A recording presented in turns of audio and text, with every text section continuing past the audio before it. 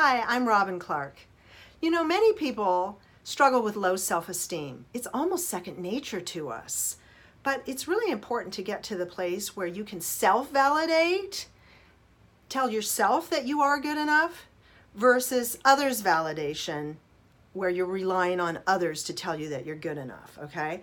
So many people have been told by others in the past, maybe as children or even as adults, that they're not good enough, that they don't measure up, and that they're not worthy of love.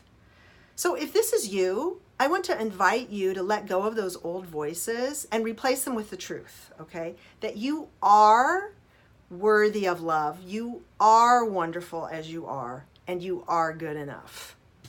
I want to give you today a helpful visual that you can use whenever you're feeling tempted to have others tell you your self-worth, but that you can use to validate yourself, okay? So here is a $10 bill. It's just an ordinary $10 bill. And what if I were to go ahead, okay, and crumple it up? So here it is. It's, you know, all wadded up. It's all crumpled. I'm going to uncrumple it now. Would you still want it? Is this still worth $10? Okay, the answer is yes, obviously.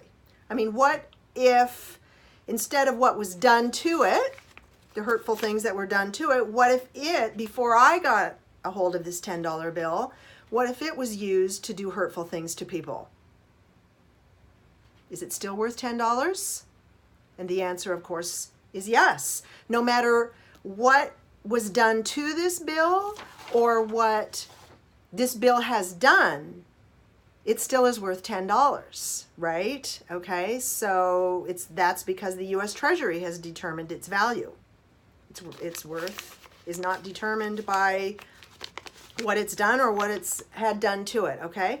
So the analogy is that you are like this $10 bill, all right?